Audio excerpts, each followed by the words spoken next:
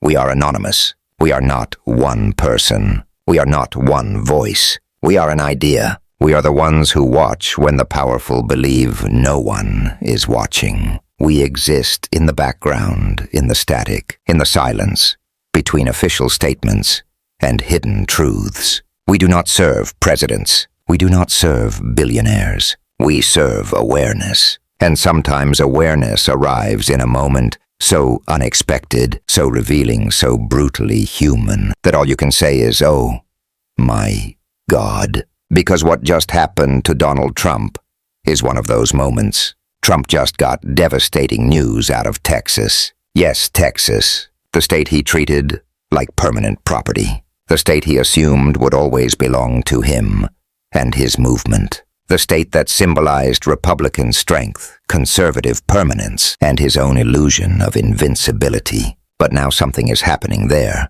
Something real, something measurable, something that threatens not just his political future, but the mythology he built around himself, the mythology that he cannot be stopped. But before we even get to Texas, before we get to the numbers that should terrify Trump and everyone who depends on his illusion of dominance, you need to understand the moment that revealed everything about who Trump really is. He stood there surrounded by cameras, supporters, and attention, the one thing he craves more than power itself. Trump does not just enjoy attention. He depends on it. Attention is his oxygen. Without it, he shrinks. Without it, he is exposed. And near him stood a man, a supporter, someone loyal, someone desperate for acknowledgement. The man lingered close. He waited. He leaned forward slightly, hoping Trump would notice him, hoping for eye contact, hoping for recognition, hoping for the smallest signal that his loyalty mattered. Trump barely looked at him. The man existed physically, but in Trump's world, existence is conditional. Trump does not see people as people. He sees them as assets. He sees them as useful or useless, valuable or invisible. And in that moment, that supporter was invisible. It was painful to watch, because everyone knows that feeling. Everyone has tried to get the attention of someone who didn't care. Everyone has experienced rejection, but most people don't experience it under bright lights, broadcast to millions, permanently preserved in digital memory. That moment revealed the emotional truth of Trump's movement.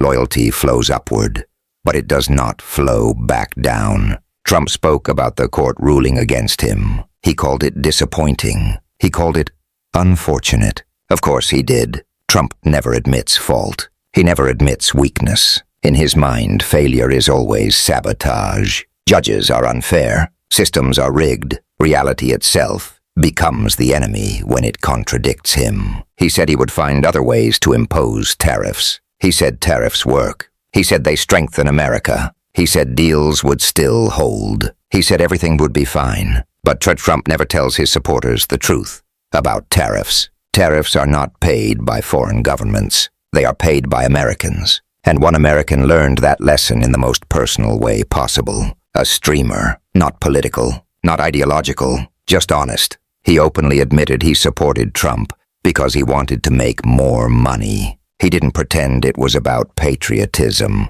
He didn't pretend it was about values. He said he was greedy. He said it directly, brutal honesty. He ordered an exhaust system, $8,000. He paid for it. Done. Finished. Then a week later, the phone rang. He owed a tariff, 57%, over $3,000 extra. His confusion was instant. His voice filled with disbelief. His entire understanding of Trump's promises collapsed in real time. What, I gotta pay an extra $3,000? I don't even know what a tariff is. This is what you supported. You said you wanted Trump.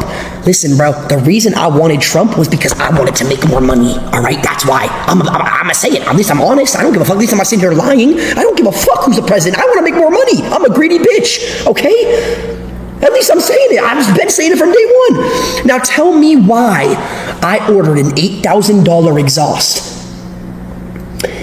And then a week after I order it, I get a call, you gotta pay a 57% tariff on it. What?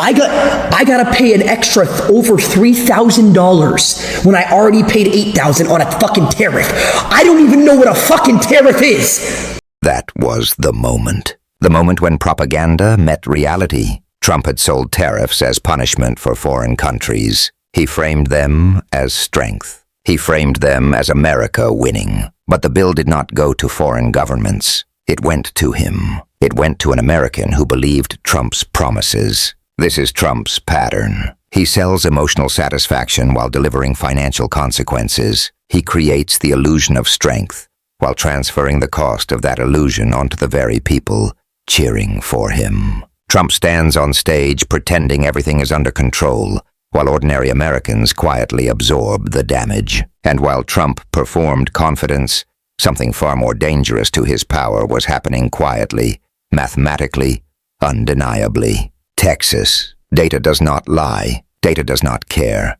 about ego. Data reveals truth, whether power likes it or not. CNN's chief data analyst looked at the numbers, and his reaction was simple, mind blown. Because for the first time since 2002, more Texans were voting in Democratic primaries than Republican primaries. Think about that. For over 2 decades, Republicans dominated Texas primaries. In 2022, they held 62% of the vote. Total control, total predictability, total confidence. Now in 2026, that pattern is breaking. More people are picking up Democratic ballots. This is not normal. This is not small. This is seismic. Political power is not built on speeches. It is built on participation. And participation in Texas is shifting. For decades, Texas Democrats existed in political shadow. They voted, but they expected to lose. They participated,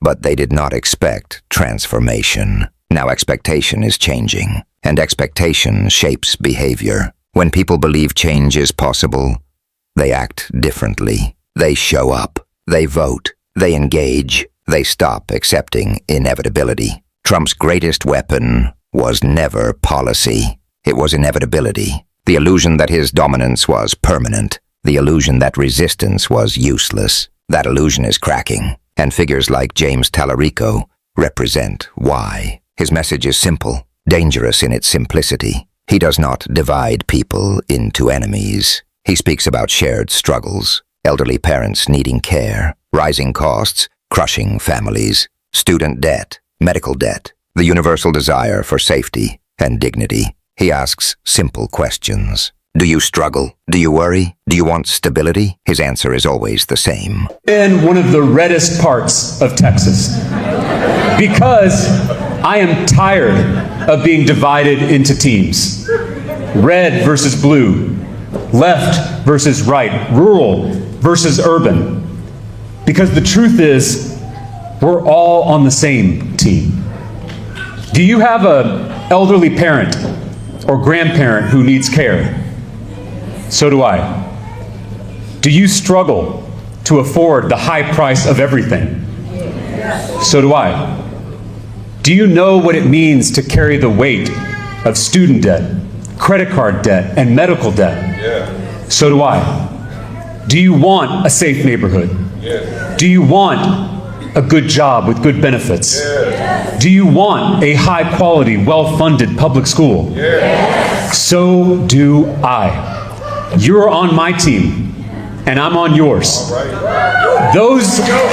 So do I. You are on my team, and I am on yours. This message is the opposite of Trump's message. Trump thrives on division. He convinces Americans they are enemies of each other. He tells them their neighbor is the threat. He tells them immigrants are the threat. He tells them critics are the threat. Because division protects him. Division keeps people fighting sideways instead of looking upward. Trump does not solve problems. He redirects anger. He monetizes resentment. He converts fear into loyalty. But loyalty built on fear is fragile, because eventually reality interrupts fear. Americans are feeling it in their wallets, in their debt, in their healthcare costs, in their economic anxiety. Trump's State of the Union did not acknowledge their pain. He did not say, "I understand." He did not say, "I will fix it." Instead, he pretended the problems were not real. But Americans know they are real. They live them every day, and now slowly, quietly, they are connecting those realities to the man who promised to fix everything. Trump did not drain the swamp. He became part of it. He did not empower ordinary Americans. He exploited their belief. He did not unify the country. He fractured it, because division made him powerful, but division also made him vulnerable, because eventually people grow tired of fighting each other, while someone else profits from the chaos. Eventually they stop looking sideways. Eventually they look up. Texas represents that moment, not certainty, possibility. Possibility is dangerous to men like Trump, because possibility breaks psychological control. Possibility destroys inevitability. Possibility creates change. Trump built his empire on perception, the perception of strength, the perception of wealth, the perception of dominance. But perception cannot override reality forever. Reality always returns. Reality always exposes. Reality always wins. We are anonymous. We do not forget. We do not forgive deception. We watch power. And this is the moment when power begins to lose its mask. If you are listening, understand this clearly. Awareness is stronger than propaganda. Awareness spreads faster than control. Awareness cannot be silenced once it awakens. Stay aware. Stay questioning. Stay impossible to manipulate.